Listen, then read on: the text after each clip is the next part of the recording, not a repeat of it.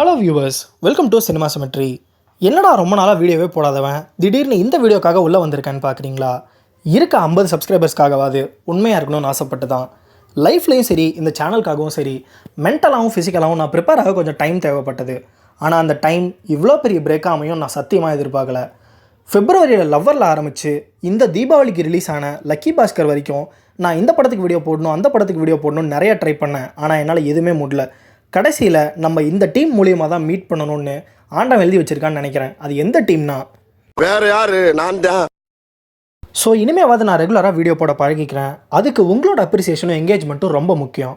So please subscribe our channel and குறை நிறைய எது இருந்தாலும் ஜஸ்ட் லீவ் த கமெண்ட். வாங்க வீடியோக்குள்ளே போகலாம். இந்த படம் இப்போ வருமா அப்போ வருமானு எதிர்பார்த்துட்டு இருந்த ஒரு கூட்டத்துக்கே படத்தை ரிலீஸ் பண்ணி ஒரு பதிலை சொல்லிட்டாங்க சீட்டா அண்ட் டீம். படம் எப்படி இருக்குது, படத்தோட ஸ்க்ரீன் பிளே எப்படி இருக்குது, பெர்ஃபார்மன்ஸ் எப்படி இருக்குது, பாட்டு எப்படி இருக்குது, படம் ஓவராலாக என்ன பண்ணுச்சு, இதெல்லாம் சொல்கிறதுக்கு முன்னாடி நான் ஒரு முக்கியமான விஷயம் கண்டிப்பாக பேசி ஆகணும். கங்குவா படத்துக்கு இனிஷியலாக சொன்ன ரிலீஸ் டேட் அக்டோபர் 10. ஆனால் அதே தேதியில் இன்னொரு பெரிய படம் வரனால இவங்க நவம்பர் 14 போஸ்ட்பான் பண்ணாங்க. இதை நிறையா வகையில் பர்சீவ் பண்ணிக்கலாம். ஆனால் இதை நான் எப்படி எடுத்துக்கிட்டேன்னா, இது இண்டஸ்ட்ரிக்கு ஒரு அன்ஹெல்தி திங்காக தான் நான் பார்க்குறேன். அந்த படம் வரனால உன் படத்தோட வசூல் எனக்கு நிற்க போகிறது கிடையாது. நம்ம ஏகே சொல்கிற மாதிரி a good movie it self a promotion. நீ நல்ல படம் எடுத்தீங்கன்னா அதை கண்டிப்பாக பார்க்குற மக்கள் என்றைக்குமே இருப்பாங்க. ஸோ நான் யாரை அட்டாக் பண்ணுறேன்னு உங்களுக்கே தெரியும்னு நினைக்கிறேன். கண்டிப்பாக அவரை தான். நீ கேட்ட ஒவ்வொரு கேள்வி என்ன செருப்பால் அடிச்ச மாதிரி இருக்குடா. தன்னை சுற்றி 1000 கமெண்ட்ஸ் இவ்வளோ வெறுப்பு இருந்தும் கமர்ஷியல் படங்களை மட்டுமே கொண்டாடுற டைரக்டர்ஸ் இந்த காலத்தில் ரொம்ப கம்மி. அதுவும் இந்த ஓடிடியோட பூமுக்கு அப்புறம் கண்டிப்பாக கமர்ஷியல் டைரக்டர்ஸை நான் ரொம்ப மிஸ் பண்ணுறேன்.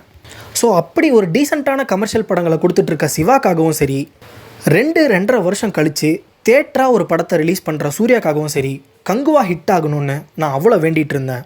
ஆனால் படம் ஆரம்பித்து ஒரு அரை மணி நேரம் நாங்கள் ஃப்ரெண்ட்ஸ் 3 பேர் போயிருந்தோம். ஒருத்தன் ஒருத்தன் பார்த்து சிரிச்சிட்டு இருந்தோம். அது எதுக்கு சிரித்தோன்னா இன்னும் தெரியல. படத்தோடைய பாசிட்டிவ்ஸ்ன்னு எடுத்துக்கிட்டால் சூர்யாவோட பர்ஃபார்மன்ஸை சொல்லாமல் இருக்கவே முடியாது. சூர்யா ஃபிசிக்கலாக ப்ரிப்பேர் ஆகிற விதம் நம்ம எல்லாருக்குமே தெரியும். ஆனால் இந்த படத்தில் ட்ரெய்லர்லேயோ டீசர்லேயோ பார்க்கும்போது எனக்கு பெருசாக அவ்வளோக்கு கனெக்ட் ஆகலை. ஆனால் ஃபுல் அவுட்டாக, அதாவது ஒரு படமாக பார்க்கும்போது ஓகே, இதுக்கு பின்னாடி இருக்க எஃபர்ட் இவ்வளோ பெருசு போல் அப்படின்னு நம்மளை ஆச்சரியப்பட வைக்குது. அடுத்து படத்துடைய டெக்னீஷியன்ஸ். சூர்யாவை நான் எந்த அளவுக்கு பாராட்டணும், டெக்னீஷியன்ஸை நான் அந்த அளவுக்கு பாராட்டணும்னு எனக்கு ஆசையாக இருக்குது. ஏன்னா சினிமாட்டோகிராஃபர் வெற்றியிலேருந்து, ஆர்ட் டைரக்டர் மிலன்லேருந்து, எடிட்டர் யூசுஃப் வரைக்கும் நம்ம கதையிலேருந்து எப்போல்லாம் டீவியேட் ஆகிறோமோ அவங்க 3 பேரும் நம்மளை ஹுக்கப் பண்ணி விஷுவலாக ஒரு பிரில்லியண்ட்டை காமிச்சு உட்கார வைக்கிறாங்க. ஸோ இதுவும் ஒரு பெரிய ப்ளஸ்ஸாக சொல்லலாம். அடுத்து படத்தோடைய மியூசிக் தேவி ஸ்ரீ பிரசாத். தமிழில் அப்பப்போ தான் தலையை காமிச்சாலும் அவர் காட்டுறப்போ மனசில் நிற்கிற மாதிரி ஒரு சில ட்ராக்ஸும் பிஜிஎம்ஸும் இருக்கும். இந்த படத்தோடைய பாடல்கள் எனக்கு ஃபஸ்ட்டு பெரிய சாட்டிஸ்ஃபேக்ஷன் கொடுக்கலனாலும் ஸ்க்ரீனில் பார்க்கும்போது இது அவ்வளோ மொக்கை இல்லைல்ல அப்படின்ற ஃபீலை கொடுத்தது. ஸோ பிஜிஎம் இன்னும் என் மைண்டில் ஓடிட்டே இருக்குது. இப்போது படத்தோட நெகட்டிவ்ஸ்க்கு வருவோம். ஒரு ஸ்க்ரீன் பிளே எங்கேருந்து டெவலப் ஆகும்னா ஒரு படத்தோடைய கோர் ஐடியாவிலேருந்து தான் டெவலப் ஆகும். ஸோ அந்த கோர் ஐடியாவாக பார்க்கும்போது கங்குவாவோட ஒன்லைன் ரொம்ப சூப்பராக இருக்குது. அந்த ஒன்லைனை எப்படி வேணால் ஸ்க்ரீன் பிளே மேக் பண்ணியிருக்கலாம், எப்படி வேணால் கதை அமைச்சிருக்கலாம். ஆனால் எப்படி பண்ணியிருக்கக்கூடாதுன்றதுக்கு உதாரணம் தான் கங்குவாவோட ஃபர்ஸ்ட் ஆஃப். நான் முன்னையே சொன்ன மாதிரி ஃபஸ்ட்டு அரை மணி நேரம் ஏன்டா இந்த படத்துக்குள்ளே வந்தோம் நம்மளை ஃபீல் பண்ண வச்சாலும் அட்லீஸ்ட் ஃப்ளாஷ்பேக்குள்ளே போகும்போதாவது நம்மளை கட்டுப்படுத்தி உட்கார வைப்பாங்கன்னு யோசித்தேன். ஆனால் அதையும் மிஸ் பண்ணாங்க. சிவாவோட ஃபில்மோகிராஃபிஸ் எடுத்துக்கிட்டிங்கன்னா ஒவ்வொரு படத்துலையும் நம்மளை மீறி கைத்தட்டுற சீன் கண்டிப்பாக ஒன்று இருக்கும். உதாரணத்துக்கு சிறுத்தையில் ரத்னவேல் பாண்டியனோட என்ட்ரி ஆகட்டும், வீரமில் அந்த கிளைமேக்ஸ் ரெயின் ஃபைட்டுக்கான ஸ்டேஜிங் ஆகட்டும், வேதாளமில் அந்த எலிவேட்டருக்குள்ளேருந்து வெளியே வர சீன் ஆகட்டும், இந்த மாதிரி சொல்லிகிட்டே போகலாம். ஸோ கங்குவாலையும் அதை மிஸ் பண்ணாமல் கூஸ்பம்ஸை க்ரியேட் பண்ணுறதுக்காக ஒரு சில சீன்ஸ் ஆட் பண்ணியிருக்காங்க. உதாரணத்துக்கு நம்ம ட்ரெய்லர்லேயே பார்த்த மாதிரி அந்த crocodile ஃபைட் சீன் ரொம்ப அழகாக இருந்தது. என்னோட ஒரு பர்சனல் ஃபேவரட் சொல்லணும்னா ஒரு பனிக்காட்டுக்குள்ளே ஒரு ஃபைட் சீன் ஒன்று வரும். அதோட ஸ்டேஜிங்கும் எக்ஸிக்யூஷனும் வேறு லெவலில் இருக்கும். இந்த மாதிரி சின்ன சின்ன தேட்டரிக்கல் மூமெண்ட்ஸை எக்ஸ்பீரியன்ஸ் பண்ணுறதுக்காக நான் தேட்டருக்கு போகணுமான்னு நீங்கள் என்கிட்ட கேட்டால் அது உங்களோட பர்சனல் ஒப்பீனியன் தான் நான் சொல்லுவேன்.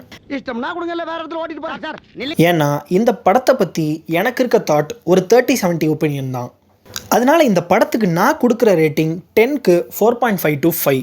Very partially satisfied. நான் இந்த வீடியோவோட ஆரம்பத்திலே சொன்ன மாதிரி கமர்ஷியல் படங்களை நம்ம மிஸ் பண்ணுறோமா, கமர்ஷியல் டைரக்டர்ஸை நம்ம கொண்டாட தவிரட்டோமா அப்படின்ற கேள்விக்கெல்லாம் எனக்கு கிடைச்ச பதில் மசாலா அதிகமாக இருக்கிறதுனால நம்ம பார்க்காம இருக்க போகிறது கிடையாது. ஸோ இனிமேவாது அப்கமிங் டைரக்டர்ஸ் எந்தெந்த மசாலாவை எவ்வளோ போடணும்னு தெரிஞ்சு வச்சுக்கோங்க. ஏன்னா குக் பண்ணுறது நீங்கள் தான். இதே மாதிரி இன்ட்ரெஸ்டிங்கான சினிமா ரிவ்யூஸ், நியூஸ், அப்டேட்ஸ்க்காக நம்ம சேனலை சப்ஸ்கிரைப் பண்ணிக்கோங்க. கூடவே பெல் ஐக்கானையும் ப்ரெஸ் பண்ணிக்கோங்க. See you until the next video. Ta-da!